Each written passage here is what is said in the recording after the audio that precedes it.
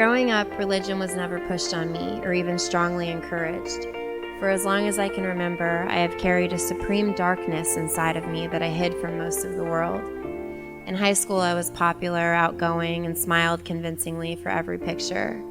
People knew my name, but not a single person really knew the girl attached to it.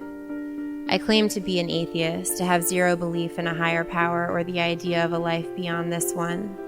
I would flip the bird to churches as I would pass them by and curse the concept of God with every chance that I was given. Anger, resentment, and brokenness consumed me, so much so that when I was 16, I tried to take my own life and came much too close to succeeding.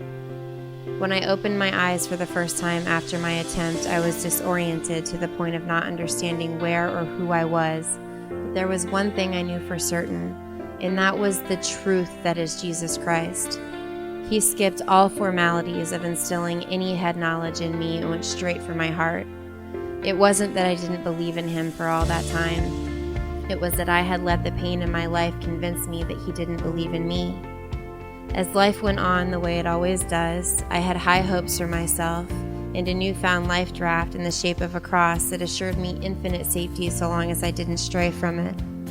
I entered adulthood strong in my faith and full of ambition. Much unlike any of my prior chapters, I had a fire inside of me, an excitement to live that I had never known before, and my future was bright. The complexity of the human mind, the intricacy of the content within our shells, our earthly forms, anatomy fascinated me. I couldn't learn enough.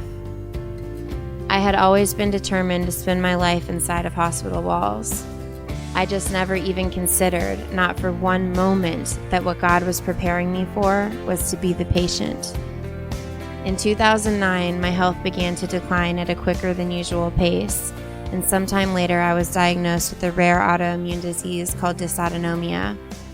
Dysautonomia is essentially the breakdown of your autonomic nervous system, which is the area of your brain responsible for any and all involuntary function. As a result of my condition, my digestive system has become completely paralyzed, leaving me to rely on intravenous tube feeding and constant unprovoked vomiting.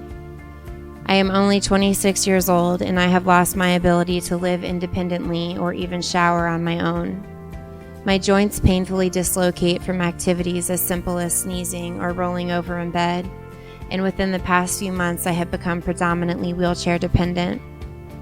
People often ask me if I ever get angry with God for doing this to me. I don't think I will ever be able to wrap my mind around that concept in a way that could ever make sense. First, let me be clear by saying that God did not do this to me. He may have allowed it to happen, and sure, I can get annoyed by the inconvenience of that from time to time, but am I angry? No, I'm honored.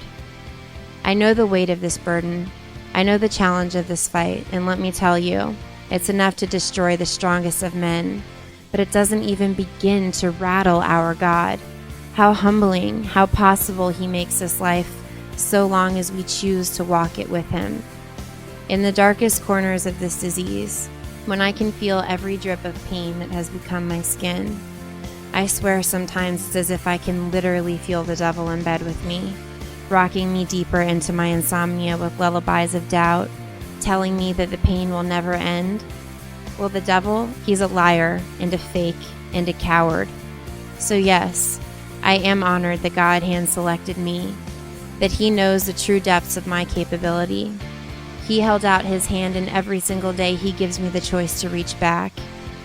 I am honored that he chose me to be an example of his love, to represent him through this storm. Pain, life, hardship, disease, all circumstantial, all temporary.